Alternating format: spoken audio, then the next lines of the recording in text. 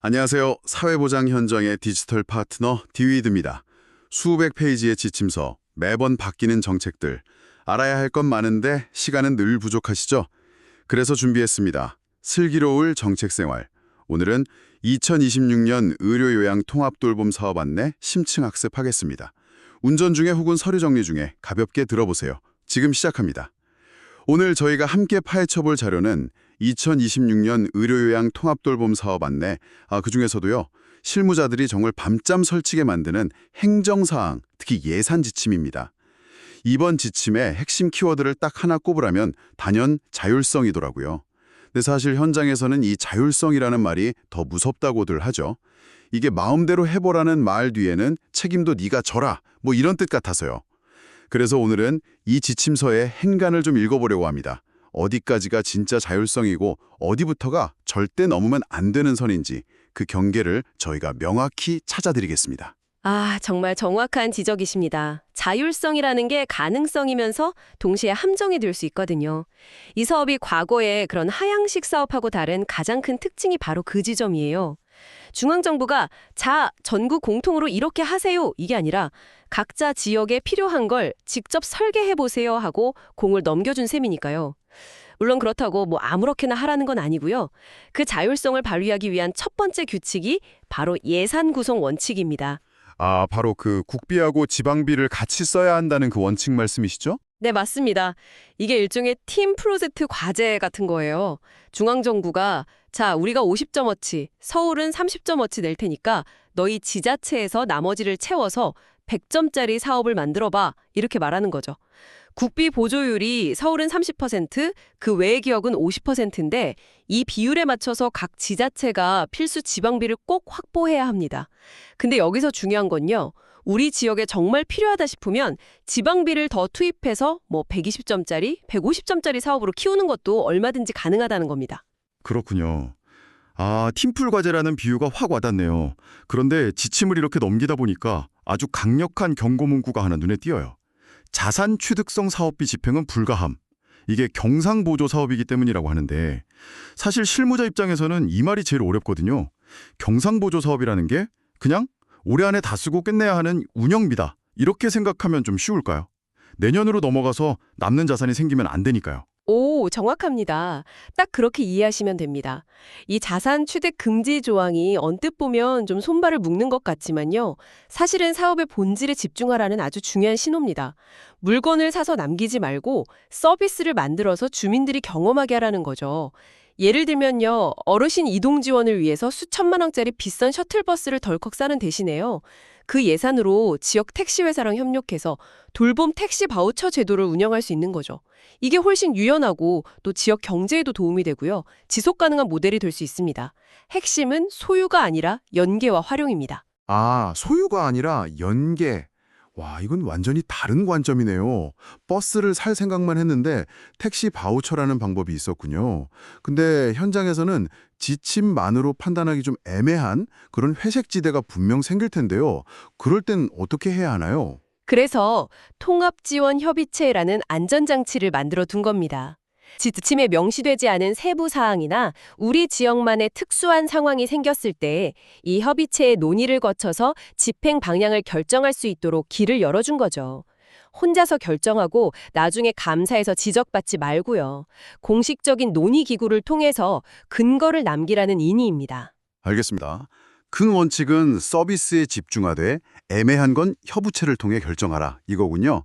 그럼 이제 실무자들이 가장 머리 아파하는 디테일로 한번 들어가 보죠.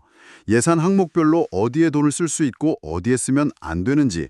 첫 번째 항목이 지역 의료 돌봄 연계체계 구축 예산이네요. 이건 주로 사업에 뼈대를 세우는 데 쓰는 돈이겠죠? 네, 맞습니다. 사업 초기 기반을 다지는 데 필요한 예산입니다. 외부 전문가에게 자문을 구하고 수당을 지급하거나 또 주민들에게 사업을 알리는 홍보물을 제작하는 비용, 사무실에서 필요한 소모품을 사는 비용 같은 것들이 여기에 해당됩니다. 잠깐만요. 여기서 제가 현장의 목소리를 대변해서 질문 하나 드려야겠습니다. 지침을 보면 지자체 소속 공무원의 회의 참석 수당이나 식비는 집행 불가 라고 되어 있거든요. 근데 또 외부 전문가 자문 수당은 지급이 가능하다고 나와 있어요. 현실적으로 외부 전문가랑 공무원이 함께하는 회의가 대부분인데 이럴 때 식비 처리는 어떻게 해야 하는 건가요? 누구는 되고 누구는 안 되면 김밥 시켜놓고 누구는 먹고 누구는 못 먹는 그런 상황이 생길 수도 있잖아요. 이거 현장에서 정말 헷갈릴 것 같은데요. 하하, 정말 날카롭고 현실적인 질문입니다. 바로 그런 점 때문에 실무자들이 힘들어하죠. 원칙적으로는 공무원의 식비는 집행할 수 없습니다. 따라서 그런 회의를 기획할 때부터 예산 계획을 명확히 해야 합니다. 예를 들어서 회의비 예산으로는 다과 정도만 준비하고요. 외부 전문가에게는 자문료의 식비까지 포함된 포괄적인 금액을 지급하는 방식으로 처리하는 게 가장 깔끔합니다. 중요한 건 왜 이 비용을 집행했는가를 명확하게 설명할 수 있는 근거를 서류로 남겨두는 겁니다. 아, 애초에 예산 항목을 분리해서 접근하는 거군요. 정말 실무적인 팁이네요. 좋습니다. 그럼 두 번째 항목, 취약지역 의료 서비스 등 확충 예산으로 넘어가 보겠습니다. 이 부분이 제가 개인적으로 가장 궁금했던 내용이에요. 지침에서 가급적 서비스 제공을 위한 인프라 확충에 우선 사용하라는 말이 멋있게 들리긴 하는데 예산이 몇 억 안 되는 작은 지자체에서 인프라라고 할 만한 걸 대체 뭘 할 수 있다는 건지 감이 잘 안 오거든요. 좋은 질문입니다. 여기서 말하는 인프라가 꼭 거창하게 건물을 짓거나 하는 걸 의미하는 건 아닙니다. 예를 들어 우리 지역에 재택의료센터가 없어서 어르신들이 불편을 겪는다? 그러면요. 기존에 있던 지방의료원이나 보건소의 공간 일부를 활용해서 재택의료팀을 꾸리고 그 팀의 초기 운영비를 이 예산으로 지원하는 것. 이게 바로 인프라 확충입니다. 새로운 서비스 전달 체계를 만드는 거죠. 또 다른 예로 마을의 작은 경로당을 리모델링해서 어르신들이 물리치료나 건강상담을 받을 수 있는 미니 건강센터로 만드는 것도 훌륭한 인프라 확충이 될 수 있습니다. 아, 서비스 전달 체계나 미니 건강센터 같은 개념으로 접근하니까 훨씬 구체적으로 다가오네요. 여기서 또 강조하는 원칙이 형평성이던데요. 이건 어떤 의미인가요? 그건 이 사업으로 제공하는 서비스가 기존 국민건강보험이나 노인 장기요양보험에 있는 서비스랑 겹칠 경우에요. 지원 단가나 본인 부담률을 기존 제도와 비슷하게 맞추라는 의미입니다. 이 사업의 혜택을 받는다는 이유만으로 다른 제도 이용자들에 비해 너무 파격적인 혜택을 받게 되면 사회적 위화감이 생길 수 있기 때문이죠. 왜 저 사람은 되고 나는 안 되냐는 민원이 나오지 않도록 전체 사회보장제도의 큰 틀 안에서 균형을 맞추라는 겁니다. 그렇군요. 특혜 시비를 막기 위한 안전장치인 셈이네요. 그렇다면 이 예산으로 절대 하면 안 되는 것들도 명확하겠어요? 대상자에게 생활비나 상품권 같은 현금을 직접 쥐어주는 것, 그리고 국가 서비스의 본인 부담금을 전액 대납해주는 것, 또 지자체 공무원 인건비로 쓰는 것, 이 세 가지는 절대 금지라고 딱 못 박아뒀네요. 맞습니다.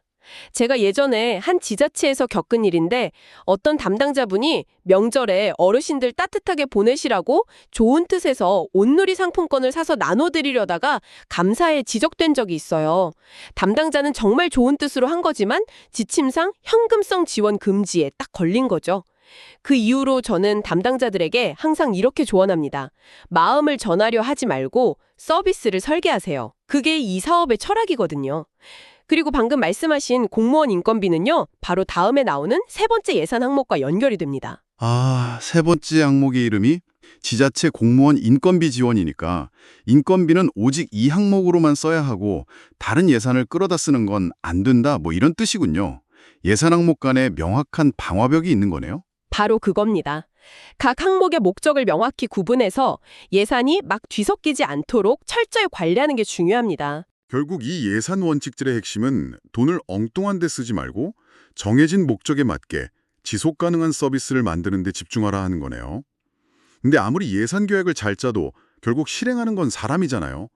그래서 이 지침이 예산만큼이나 중요하게 다루는 게 바로 담당자 교육 파트인 것 같습니다. 어떤 무기를 쥐어주는지 한번 보죠. 네, 중앙 주간교육과 시도 주간교육 이렇게 투 트랙으로 진행됩니다. 보건복지부와 한국보건복지인재원에서 주관하는 중앙교육은 이제 전국의 담당자들이 모여서 정책의 큰 그림과 철학을 공유하는 자리라고 보시면 되고요. 특히 의료 돌봄 통합지원 정책 이해나 다학제 협력, 케어 매니지먼트의 이해 같은 일원인 과정들은 이 사업의 핵심 개념을 담고 있어서 담당자라면 꼭 들어야 할 기본 과목 같은 거죠. 신규 팀장이나 실무자를 위한 기본 교육이 의무 과정으로 지정된 점도 인상 깊습니다. 그리고 정기 인사발령 시기를 고려해서 1에서 2월 그리고 7에서 8월에 교육을 운영하라라는 권고는 정말 현장을 잘 아는 디테일이네요. 인수인계 받고 정신없을 때 교육이 다 끝나버리면 진짜 막막하거든요. 그렇죠. 이 교육 파트에서 현장 담당자분들이 꼭 챙겨야 할 목표치가 하나 있습니다. 바로 연간 20시간 이상 교육 수료 권고입니다.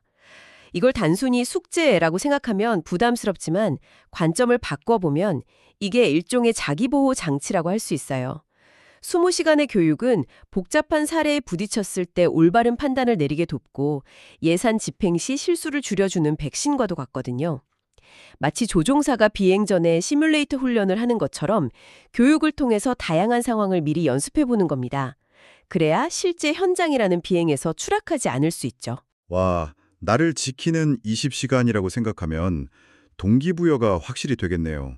특히 읍면동 최일선에서 상담하시는 분들은 정책 이해, 통합 판정 체계 이해, 케어 매니지먼트 이해 이 세 가지 이러닝은 꼭 수료하는 게 좋겠군요. 네, 필수적이라고 봅니다. 그 세 가지가 현장에서 주민을 만났을 때 우리가 무엇을, 왜, 어떻게 해야 하는지에 대한 가장 기본적인 나침반이 되어줄 겁니다. 자, 오늘 2026년 의료요양 통합돌봄 사업 안내의 행정사항, 특히 예산과 교육에 대해 깊이 있게 이야기 나눠봤습니다. 오늘 나눈 내용을 실무자의 관점에서 다시 정리해 볼까요? 첫째, 예산은 자율성이라는 선물을 받았지만 국비 보조율, 서울 30%, 그 외 50%에 맞춰 지방비를 확보해야 하는 책임도 함께 따른다는 점. 그리고 핵심은 자산이 아닌 서비스에 투자해야 한다는 것이고요. 둘째, 예산 집행 시에는 공무원 식비나 현금성 지원 같은 명확한 금지 항목을 피하는 것도 중요하지만 공무원과 외부 전문가라 함께하는 회의처럼 애매한 회색 지대를 어떻게 지혜롭게 처리할지 고민하고 근거를 남기는 게 진짜 실력이라는 점. 셋째, 연간 20시간의 교육은 숙제가 아니라 복잡한 현장에서 나 자신을 지키고 더 나은 서비스를 제공하기 위한 필수 훈련이라는 점입니다. 정리가 아주 잘 되었네요. 오늘 저희가 살펴본 이 예산과 교육 지침은 결국 성공적인 사업 수행을 위한 규칙과 도구입니다. 마치 자동차 운전을 위한 도로교통법과 운전 기술 같은 거죠. 중요한 것은 이 규칙과 도구를 가지고 어떤 길을 어떻게 달릴지는 전적으로 현장에 계신 여러분의 몫이라는 점입니다. 그 말씀은 이제 진짜 고민이 시작된다는 뜻이겠네요. 그렇습니다. 그래서 오늘 이 내용을 들으신 분들께 마지막으로 이런 질문을 던져보고 싶습니다. 이 예산 지침이 보장하는 자율성을 최대한 활용한다면 과연 우리 지역의 가장 시급한 돌봄 공백을 메우기 위해 어떤 새로운 서비스를 기획할 수 있을까요? 다른 지역에서는 아직 시도하지 않았던 버스 구매 대신 돌봄 택시 바우처를 만드는 것과 같은 우리 지역만의 특화된 인프라는 과연 무엇이 될 수 있을까요? 이 질문에 대한 답을 고민하는 과정에서 이 사업의 진정한 가치가 여러분의 손에서 실현될 거라고 생각합니다. 지금까지 오늘 정책의 핵심 포인트들을 짚어봤습니다. 업무에 작은 도움이 되셨나요? 복잡한 정책을 이해하는 것만큼 중요한 건 그것을 우리 지역만의 특색에 맞춰 현장에서 구현하는 것입니다. 엑셀과 종이뭉치 대신 우리 지역 맞춤형 디지털 시스템이 필요하다면 언제든 디위드를 찾아주세요. 행정은 레거시 시스템이, 현장 돌봄의 완성은 디위드가 함께합니다. 더 자세한 내용과 실무 팁은 디위드 홈페이지에서 확인하실 수 있습니다. 구독과 좋아요로 내일의 복지 행정을 더 가볍게 만드세요. 보다 촘촘한 사회 안전망을 위한 디지털 파트너 디위드였습니다. 감사합니다.